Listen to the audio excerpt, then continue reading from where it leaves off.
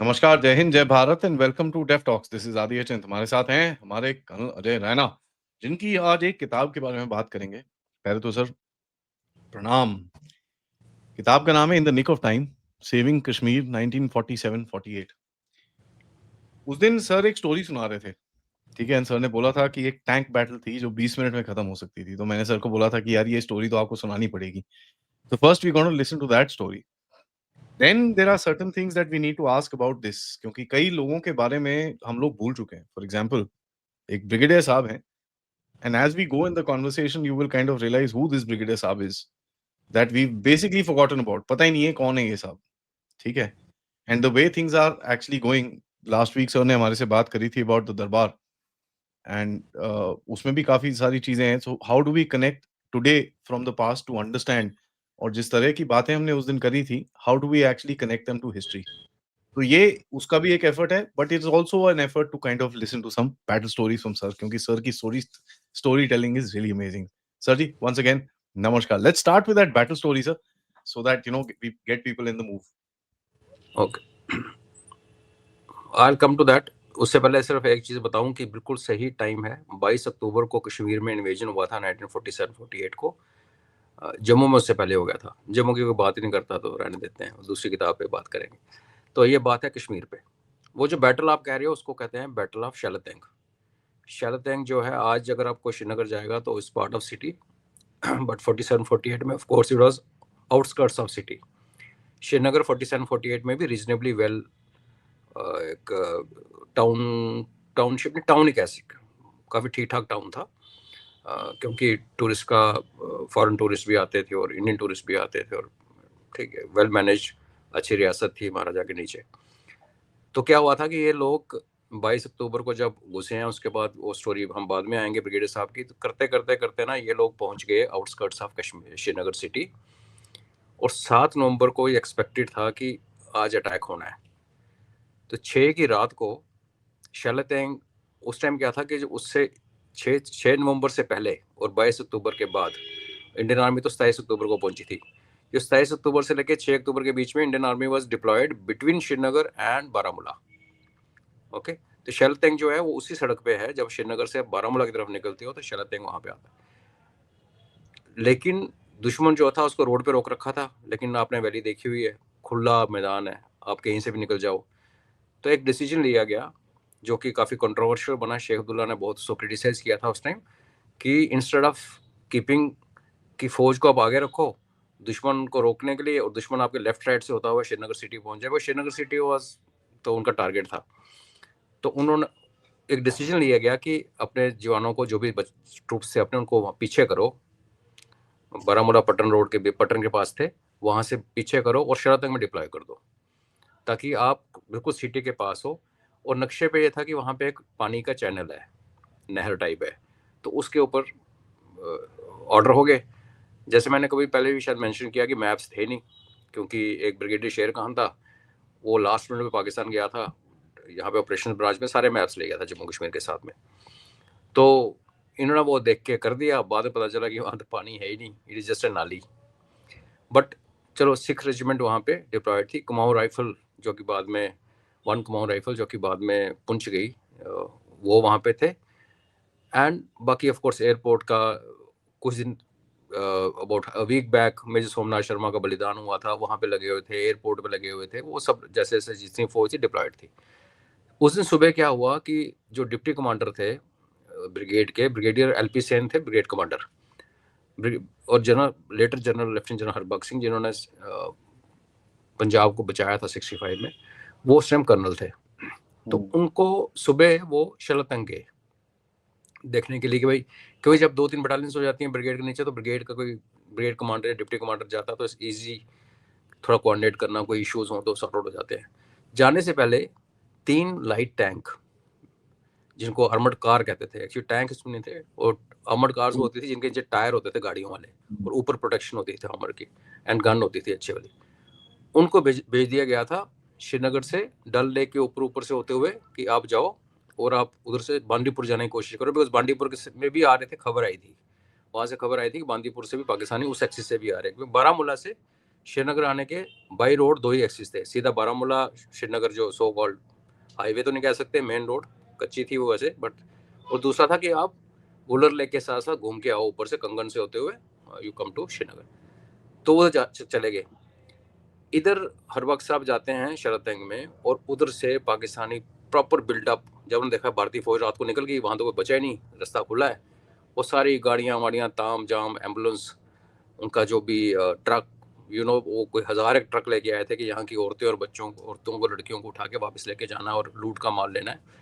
तो जो जिहाद के नाम पे ये करते हैं ना, तो कश्मीरी आज की जनरेशन को ये पता होना चाहिए कि क्या हुआ था उनके पूर्वजों के साथ, कैसा जिहाद लड़ा था पाकिस्तानियों ने। तो वो सारे शरतंग पे आ गए और शरतंग पे फायरिंग स्टार्ट हो गई।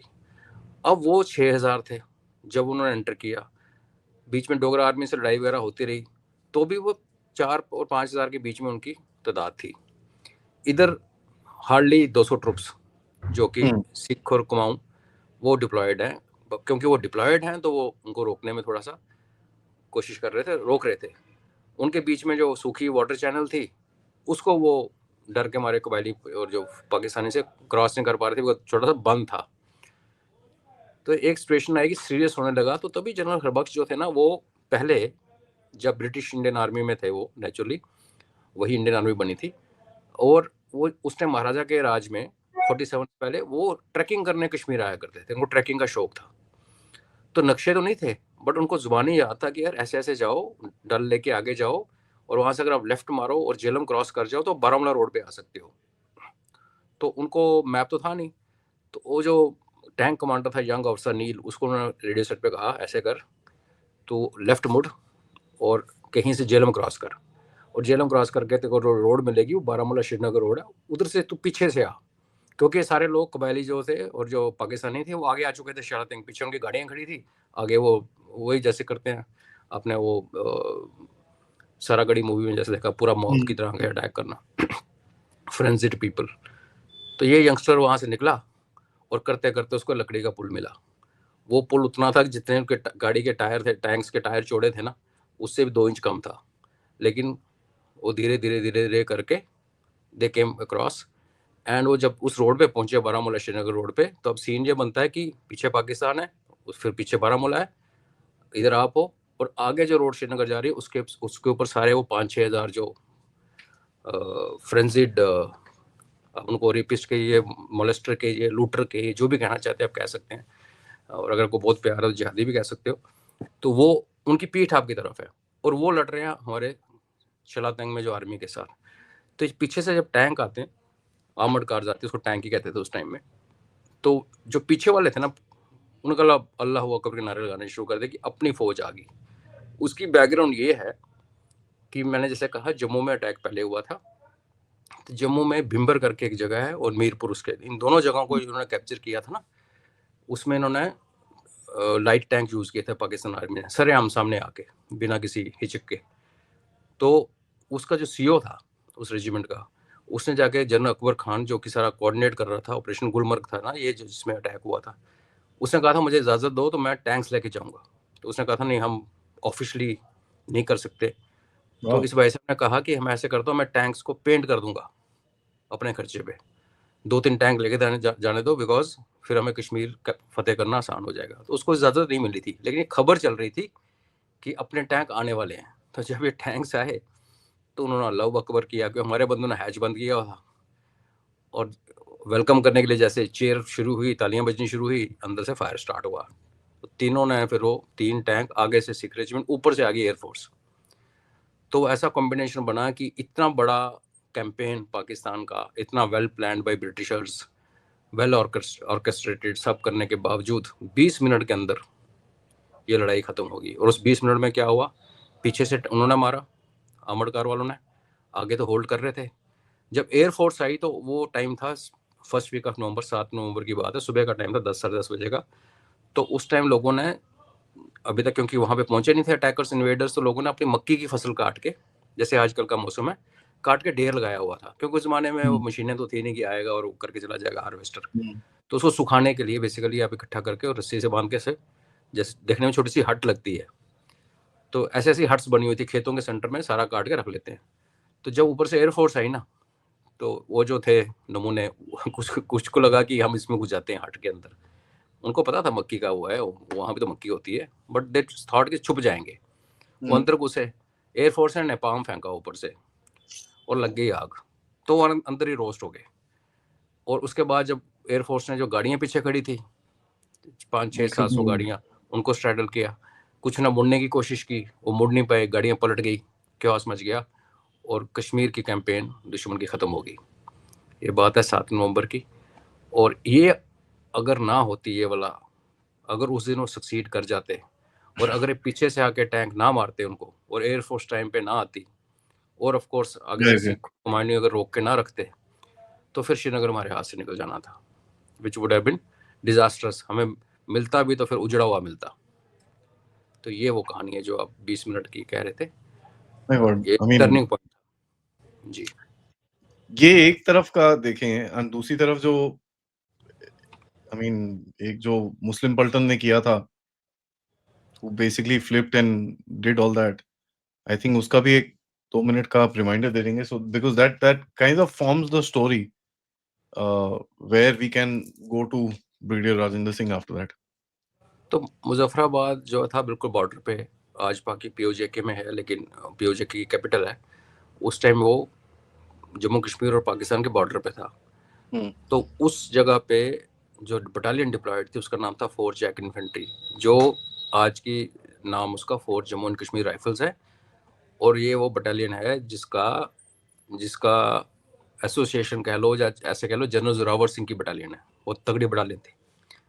अब ओवर पीरियड ऑफ टाइम के बाद आपको पता है, जनरल जोरावर सिंह के टाइम पे, जनरल महाराजा गुलाब सिंह के टाइम पे, हमारे यहाँ पे जितना मर्जी आज के नैरेटिव बिल्डर कुछ बोले, हमारी बहुत ज़्यादा ऑल इंक्लूसिव टाइप आर्मी थी। तो इसमें हिंदू और मुस्लिम, गुरखा, सिख सारे थे।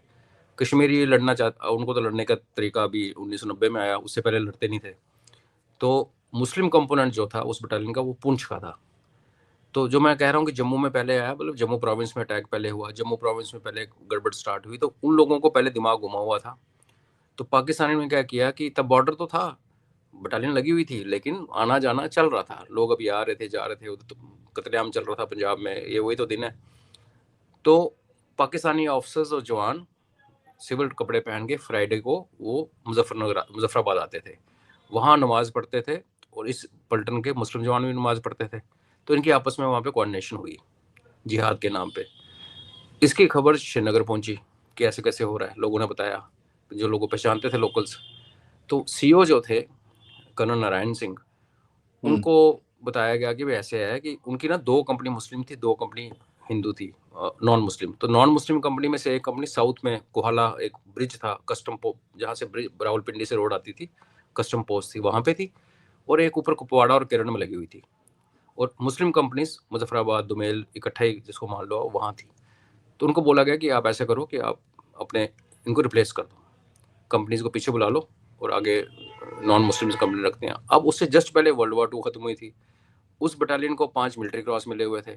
नारायण सिंह साहब को खुद ओबी मिला हुआ था। और एक टाइम ऐसा आया हुआ था कि कर्नल नारायण सिंह और उनकी जो हिंदू कंपनी थी फंस चुके थे, तो मुस्लिम कंपनी ने अटैक करके इनको बचाया था।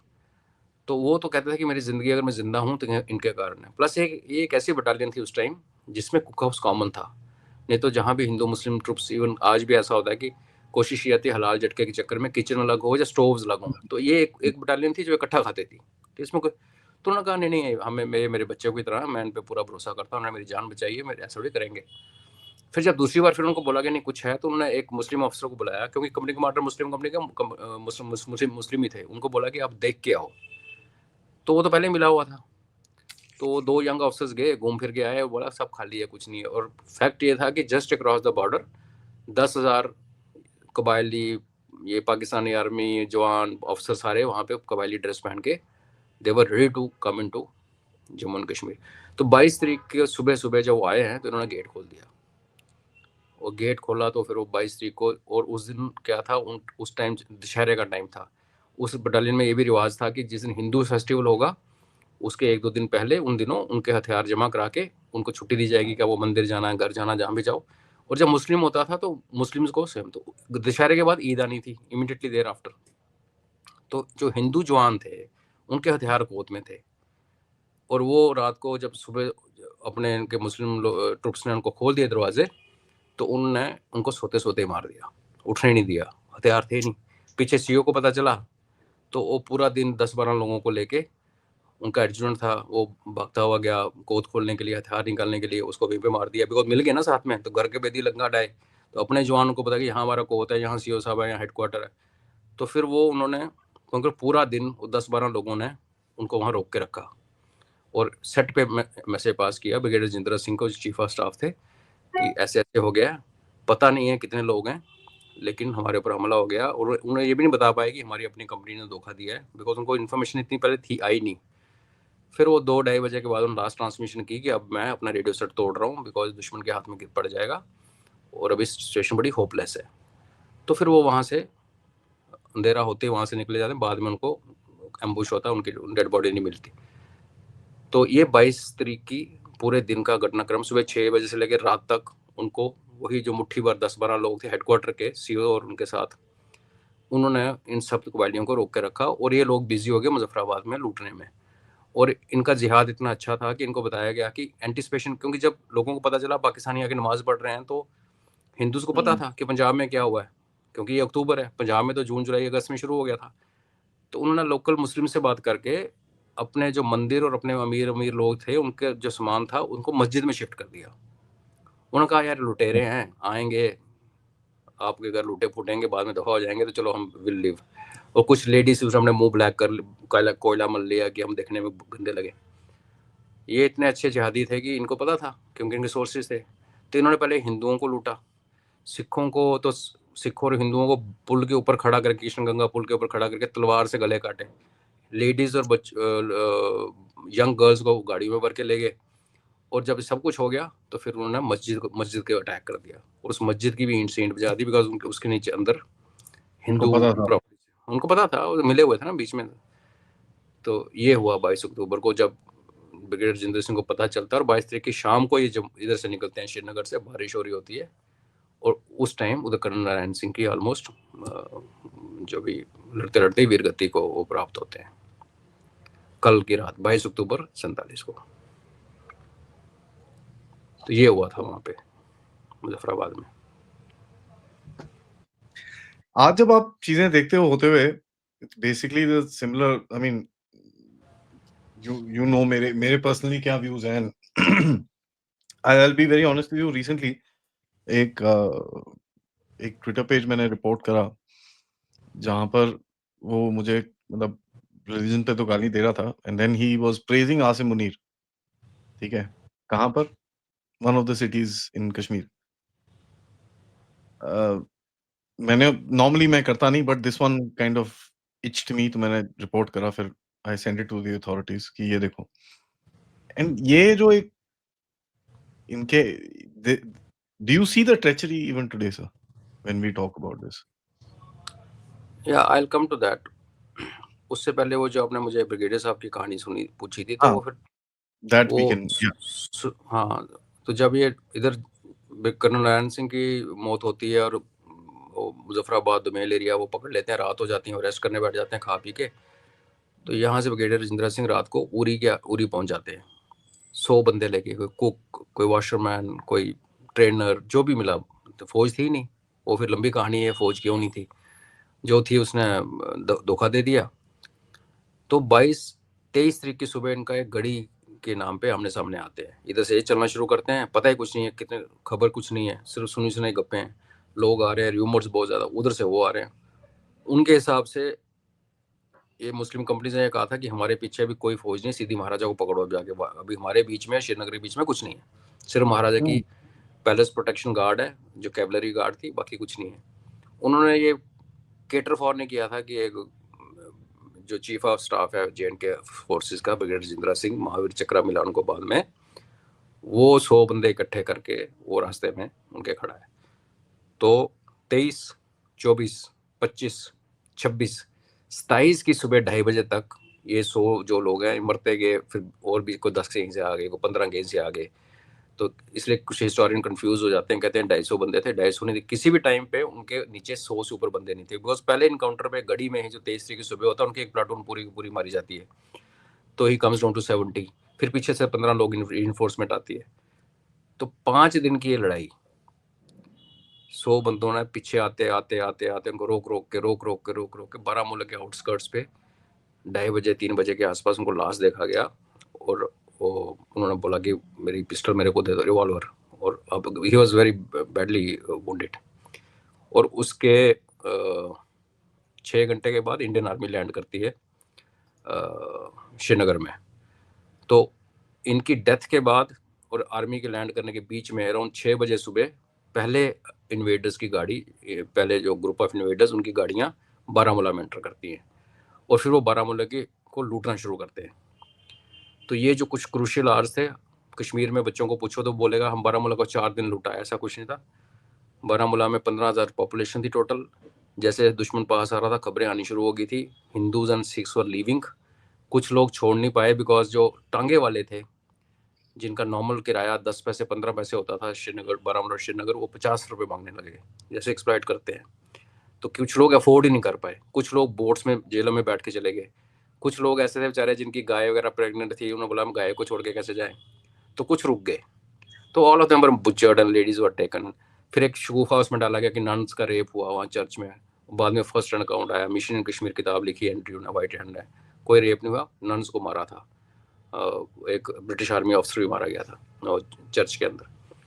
तो ये जो 4 दिन की कहानी है, ये कश्मीर के इतिहास से साफ साइड कर ली गई। बिकॉज अगर वो बोल दिया, अपने बच्चों को ये बता दिया कि एक था एक chief of staff Kashmir army का, जम्मू कश्मीर आर्मी का, जिसने अपनी जान और अपने 100 बंदे सबको सारे मारे गए उसमें, तो उन्होंने हमें बचाया। तो फिर वो डोगराज की और भारत की तरफ थैंकफुल नहीं हो जाएंगे? उन्हें बोला गया कि एक मकबूल शेरवानी था, तो वो अकेला खड़ा हो गया, उसने 6,000 को रोक लिया। आई मीन ये तो मतलब लाफेबल कह लो या अफसोसनाक कह लो, जैसे आप कहना चाहते हो। तो ये उनकी कहानी। रही बात ये जो आपने कहा, देखिए आधी सिंपल सी बात है, प्रॉब्लम आइडेंटिफिकेशन बहुत ज़रूरी होती है। आप किसी भी प्रॉब्लम को अगर हैंडल करना चाहते हो लाइफ में, चाहे घर में किचन के अंदर वो प्रॉब्लम है, चाहे देश में या कश्मीर में। प्रॉब्लम कश्मीर में है फंडामेंटलिज्म, जिहादी माइंडसेट की। इसको हमारी सभी सरकारें, चाहे वो कांग्रेस हो, चाहे बीजेपी हो, चाहे जो भी मिली जुली सरकारें आती की जाती की, सब ने इसको पॉलिटिकल प्रॉब्लम बोला है। पॉलिटिकल प्रॉब्लम में आप कश्मीरी पंडितों की बेटियों का रेप नहीं करते। पॉलिटिकल प्रॉब्लम में आप कश्मीरियों को वहाँ से ये नहीं कहते कि तुम चले जाओ अपनी बीवी और बच्चे यहाँ, लड़कियाँ यहाँ छोड़ के। पॉलिटिकल प्रॉब्लम में आप जेनोसाइड नहीं करते। ये सब हुआ, देश चुप रहा, सरकारें चुप रही। होम मिनिस्ट्री कश्मीर का था खुद ही, तो उसने क्या बोलना था, जिसकी बेटी अभी बेटी की जब बेटी की बेटी भी आके बोलने लगी। तो अब अगर आप प्रॉब्लम को आइडेंटिफाई गलत करते हो, उसको पॉलिटिकल देते हो, फिर कभी आप उनको थ्री दरबार मूव करा देते हो, कभी 370 ले लेते हो, कभी स्टेटहुड देने के गज लटका देते हो, कभी कोर्ट में चले जाते हो। तो यही होता है। क्लैरिटी ऑफ माइंड बहुत ज़रूरी है। जापान की नेक्स्ट नई प्राइम मिनिस्टर आई, आते हैं उसने ministry of what ever deportation जो बना दी कि मास उठा के बाहर फेंकेंगे। फ्रांस वाली अभी आई है मैडम, उसके भी फंडे बड़े क्लियर हैं। हमारे फंडों में थोड़ी सी कन्फ्यूजन है और ये लिगेसी इशू है। ये हमारी ब्यूरोक्रेसी के अंदर इनके इनग्रेन्ड है कि जब भी आपको नॉन हिंदूज़ के ऊपर कोई सख्ती करनी है तो आपने नहीं करनी। ये इनको अंग्रेज सिखा के गए हैं कि अंग्रेजों का तो स्टेटेड पॉलिसी थी कि मुस्लिम्स को नहीं डिस्टर्ब करना और उनको हमेशा टूल्स की तरह यूज़ करना। आज भी आप देखो दुनिया में जहाँ लड़ाई लगी है, चाहे अमेरिका लड़वा रहा है, कोई भी लड़वा रहा है, लड़ते भी हैं, एक दूसरे को मारते भी खुद हैं, सड़कों में आ जाते हैं। और ये पॉलिसी तब की चल रही है। अब अंग्रेजों को तो माफ़ कर दो, उनको तो वो कर्मा पहुँच गया यूके में, यूएसए इज़ नॉट फार। पर हमने उस प्रॉब्लम को गलत आइडेंटिफाई किया। एक बंदे को प्रॉब्लम है पाइल्स की, हम उसको टॉन्सिल्स का इलाज कर रहे हैं बिकॉज दर्द कहीं बीच में हो रहा है। ऐसे नहीं होता ना, जब पाइल्स है तो पाइल्स है यार, उसका वैसे ऑपरेशन होना चाहिए, वैसे इलाज होना चाहिए।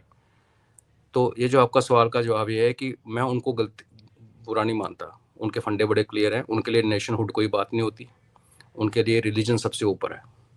हमें क्या करना है एज ए स्टेट, जिसको सेकुलर का डोल गले में डाल के हम घूमते हैं, वो हमारे ऊपर है।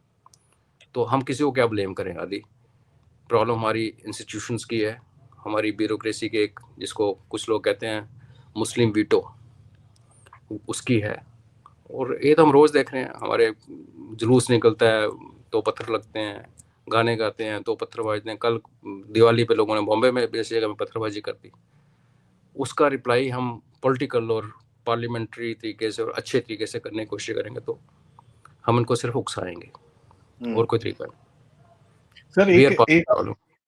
एक आपने इसमें और स्टोरी लिखी हुई है about the attempt on the Haji Pir. Now वो एरिया मेरे को पता नहीं, I am very I have been looking at that. आपको पता ही है मैं काफ़ी देखता रहता हूँ मैप्स के ऊपर। And when you look out 3D maps में अगर आप देखो Gulmarg, you are just across. As a matter of fact यहाँ पर अटेम्प्ट 65 में अटेम्प्ट एंड हमने वापस किया। टू अ पॉइंट हमने तो ये पूरा वैली, द एंटायर वैली ले रखी थी। इस टाइम पे जब अटेम्प्ट किया था sir, what happened then sir? Haji Pir एक लॉन्च पैड, जैसे आप बोल रहे हो कि सामने आपको पीर पंजाल, हाजी पीर पे ही सीधे चलते जाओ, पीर पंजाल के नीचे उतरे बिना तो आप गुलमर्ग पहुंच जाते हो। अगर आप गुलमर्ग से नीचे लेफ्ट को रोल डाउन करोगे नॉर्थ की तरफ, या हाजी पीर से लेफ्ट को जाओगे तो you reach Kashmir valley. Right को चलोगे तो यू कम टू पुंछ। थोड़ा आगे आके और राइट मारोगे तो यू कम टू रजौरी। थोड़ा और उसी पहाड़ पे चल के तो लेफ्ट जाओगे तो यू रीच डोडा भद्रवा। तो प्रॉब्लम क्या है कि एक ऐसी स्ट्रेटजिकली लोकेटेड जगह है जिसको हमने 47 में ऑक्यूपाई नहीं किया। जो उरी से पुंछ की रोड थी, और Poonch was connected via Uri with Kashmir. Jammu से पुंछ की कनेक्टिविटी वाज टोटली ऑफुल। मतलब सड़क है 100 मीटर है ही नहीं बरसातों में, इट वाज टोटली निगलेक्टेड। लेकिन पुंछ, क्योंकि काफ़ी बार हमने इसका मेंशन किया है कि जो कश्मीर में जो कनेक्टिविटी थी आउटसाइड वर्ल्ड की, बिफोर दिस मुजफ्फराबाद वाली रावलपिंडी वाली सड़क बनी, that was through Poonch, Lohara Kot, जिसको आज लोरन मंडी कहते हैं। वहाँ के राजमा बड़े फेमस है। तो रास्ता यहीं से था, कश्मीर जाना है, जम्मू कश्मीर के महाराजा भी जाते थे यहीं से। उससे पहले महाराजा रणजीत सिंह भी जाते थे, तो वही रास्ता था। वो जो पीर की गली भी एक उसका एक ब्रांच है। आज की पीर की गली और उसकी गली, उस रोड में, मुगल रोड में फ़र्क है रफली, बट अलाइनमेंट सेम है। और उसके आप थोड़ा और वेस्ट में जाते हो तो हाजी पीर वाला रास्ता, तो ये मोटरेबल था, इस पर गाड़ियाँ आती थी। तो जब उरी को 14 नवंबर को उरी को कैप्चर कर लिया गया, रिकैप्चर कर लिया गया, और अभी सिर्फ 24 घंटे के अंदर, और वो भाग रहे थे। अकबर खान की किताब में बड़ी झूठ है, लेकिन उसने भी माना कि लास्ट में कोई नहीं बचा, सारे भाग गए थे। 24 घंटे के अंदर हमने मुजफ्फराबाद वापस लेके, और अगर हम मुजफ्फराबाद टाउन को छोड़ भी देते तो उसके पीछे 2 मेल था जहाँ पे कृष्ण गंगा और झेलम रिवर मिलते हैं, वहाँ पे ब्रिज उड़ा देते तो हमारी बाउंड्री परमानेंटली सिक्योर हो जाती। उस दरिया को टाप के कोई आता तो फिर देखते। लेकिन तब अंग्रेजों ने गेम खेली, नेहरू जी ने हाँ कर दी। तो उरी की फौज को बोला कि आप लेफ्ट मुड़ो और पुंछ चले जाओ। पुंछ में काफ़ी सारी स्टेट फोर्सेस थी। पुंछ क्रिटिकल था, इतना नहीं था। वो पिछले 1-1.5 महीने से होल्ड करके रखा हुआ था, वो 15-20 दिन और रुक जाते। लेकिन 24 घंटे के अंदर आप पूरा JNK की अपना POJ के, जिसको आज बना के बैठे हो आप कश्मीर की तरफ से पीर पंजाल के ऊपर, वो सारा रिकवर हो जाता। अगर मुजफ्फराबाद हम ले लेते तो जो आज का थिथवाल है, हमारा जो शारदा पीठ है, वो सारा अपना था, बिकॉज उनका रास्ता तो कोई था ही नहीं जाने का, रास्ता तो यहीं से था। उन वहाँ मोड़ दिया। वहाँ पहुँचे तो वहाँ हजीबीर पास था बीच में, रात को पीछे एम्बुश हो गया। Anyway they crossed, went into Poonch, वापस आए और हाजीपीर को ऑक्यूपाई नहीं किया। अब उसमें शॉर्ट साइटेडनेस, मैं तो कहूँगा मिलिट्री कमांडर्स की भी थी, हड़बड़ाहट भी थी। जहाँ वो वैसे डिस्गस्टेड फील कर रहे थे कि हमने इधर कैप्चर करना था, हमें यहाँ इधर को भेज दिया उल्टी तरफ, ना नक्शा है ना कुछ है, और पाकिस्तान आके उसको कैप्चर कर लिया। तो उसको फिर बड़ी अटैम्प्ट्स की गई हाजीपीर पास को वापस लेने की बाद में, लेकिन वो अटैम्प्ट सक्सेसफुल नहीं हुई। बाद में मेजर दयाल और वन पैरा ने 65 में इसको कैप्चर किया एट ए बिग कॉस्ट। और उसके बाद हमने ताशकंद में, वो शास्त्री जी तो रहे नहीं, उनके साथ क्या हुआ, क्या बात हुई, क्या प्रेशर हुई, पता नहीं, हमने इसको वापस कर दिया। और लेकिन जब ये 1 साल, ऑलमोस्ट 8-9 महीने हमारे पास था 65 में, तब बारामूला का एक टीचर था, उसकी पोस्टिंग हुई हाजीपीर स्कूल में। हाजीपीर के पीछे गांव है। तो वो अपना ब्लैक बोर्ड, रोलिंग वाला ब्लैक बोर्ड, एक चटाई और एक कंबल लेके वहाँ चला गया, वहाँ बच्चों को पढ़ाने लगा। वो इंडिया बन गया था। फिर सीज फायर का जब वो सब रीअलाइनमेंट हुई तो उसको बोला तो वापस आ जा, या भी पाकिस्तान है, POJ के, फिर वापस आ गया। वो भी रिसेंटली मरा था। उसकी इस किताब में उसका जिक्र भी है, कहानी भी है। तो ये book is a hard core military history book, और ये आर्मी की प्रमोशन एग्जाम में सिलेबस में है। अगर आप इसका थोड़ा माइल्ड वर्जन पढ़ना चाहते हो एक स्टोरी फॉर्म में, फिक्शनलाइज, बट फिक्शन इसलिए कहना पड़ता है बिकॉज आपको कोर्ट के चक्कर काटने पड़ेंगे। उस किताब का नाम है बैटल फॉर कश्मीर, जो इसी का एक रीडेबल, नॉर्मल लोगों के लिए समझने के लिए रीडेबल वर्जन है, बैटल फॉर कश्मीर। अगर आपको आदि की तरह मैप्स देख के मज़ा आता है तो फिर आप ये पढ़िए, निक ऑफ टाइम। हाँ, और अगर आपको उसमें भी मैप्स हैं थोड़े बहुत, लेकिन वो that goes like a story. तो अगर वो पढ़ना है आपने तो आप फिर बैटल फॉर कश्मीर पढ़ सकते हैं। The maps in this are amazing. Let me just say this, and the photographs इसके अंदर जो डाली हुई हैं, I'll just show you a couple. I mean, you see it's absolutely stunning photographs. ठीक है, you can see, look at this, right? I mean, the beautiful photographs that have been put. So, it's something which this is history. ठीक है, normally sir light लिखते हैं, but this has been written properly like history. So let me just say this, and actually there's also another book which is for the period of March to August 47, which is this conspiracies के and ऊपर है, intrigues. intrigues ये of actually क्या है, वो जो battle for Kashmir जो है ना, वो 2 पार्ट्स में है। उसका पहला पार्ट ये है कॉन्स्पिरेसीज एंड इंट्रीग्स। ये उस टाइम की बात करता है जब माउंटबेटन यहाँ क्या गेम खेल रहा था, वो ब्रिटिशर्स क्या गेम खेल रहे थे, और उसी का सीक्वल है but which can be red independently is battle for Kashmir, जो 15 अगस्त के बाद की कहानी को, 15 अगस्त से पहले और माउंटबेटन के आने से पहले का ये है कॉन्स्पिरेसीज एंड इंट्रीग। इसकी हिंदी वर्जन भी ट्रांसलेटेड पड़ा हुआ है, उसको पब्लिश नहीं हुआ अभी तक, और बैटल फॉर कश्मीर उसका सीक्वल है।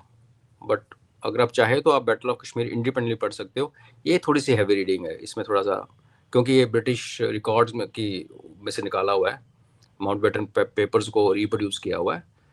तो जिन लोगों को ज़्यादा इंटरेस्ट नहीं है तो अदरवाइज इसमें बड़े अच्छे फैक्ट्स है कि गुरदासपुर आना था नहीं आना था, बीकानेर आना था नहीं आना था, वो सारी अगर आप एक्चुअल टेक्निकलिटीज पढ़ना चाहते हो इंडियन इंडिपेंडेंस एक्ट की, तो फिर आदि ने जो किताब बताई इंट्रीग्स एंड कॉन्स्पिरेसी इंट्रीग, ये आप पढ़ सकते हैं। And guys, you can buy these books and a lot more of Colonel Raina's books on Amazon. जाके देखिए, just type Colonel Raina, you will find all of them listed there. Don't go searching for books because वो ढूंढना आपको मुश्किल रहेगा. Just go to this thing, or you can go to Sir's website, Saber and Quill पे जा सकते हो आप. वहां पर ये books are also available. Please check them out. Sir, thank you for the story, and of course, uh, indeed an interesting day. We didn't plan it like this, but it's an interesting day that we did this session. Yeah. So let's see what people have to say when we put it out in the evening. Always a pleasure, sir. Namaskar. Jai Hind. Jai Bharat. Jai Hind, Jai Bharat. Audience, please like, subscribe, and support the channel.